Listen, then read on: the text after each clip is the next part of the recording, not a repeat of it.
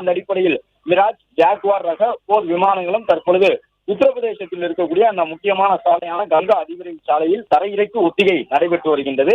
இந்தியாவின் அதிநவீன ரஃபேல் போர் விமானத்தையும் தரையிறக்குகின்றார்கள். அதே போன்று மிராஜ், ஜாகுவார் ரக போர் விமானங்களும் தற்போது அந்த சாலையில் தரையிறக்கி ஒத்திகை நடைபெற்று வருகின்றது. ஏதேனும் ஒரு அவசர காலங்களில் ஏற்பட்டால் உடனடியாக அந்த விமானங்களை தயார் நிலையில் வைத்துக் கொள்ள வேண்டும் என்பதற்கான ஒரு ஒத்திகை மட்டுமல்ல, விமானங்கள் அவசர காலங்களிலே எதிர்கொள்வதற்கு தயாராகத்தான் இருக்கின்றனவா என்பதையும் கண்டறியக்கூடிய விதமான விமான ஒத்திகை தான் தற்போது நடைபெற்றுக் கொண்டிருக்கின்றது. ரஃபேல் போர் விமானத்தை பொறுத்தவரை பிரெஞ்சு கடற்படையில் பயன்படுத்தக்கூடிய விமானம். பிரெஞ்சுக்கு பிறகு இந்தியா மட்டும்தான் அந்த விமானத்தை வாங்கி பயன்படுத்துகின்றது. உலக அளவில் அதிநவீன போர் விமானம் ரஷ்யா, அமெரிக்கா, இஸ்ரேல் உள்ளிட்ட நாடுகள் வைத்திருக்கக்கூடிய போர் விமானங்களுக்கு நிகரான ஒரு விமானம். நாம் இறக்குமதி தான் செய்திருக்கோம் என்றாலும் கிட்டத்தட்ட 36 ரஃபேல் போர் விமானங்கள் நம்மிடம் இருக்கின்றன. சீனா, பாகிஸ்தான் போன்ற அச்சுறுத்தல்கள் இருக்கக்கூடிய சூழ்நிலையில் தான் போதுமான அளவிற்கு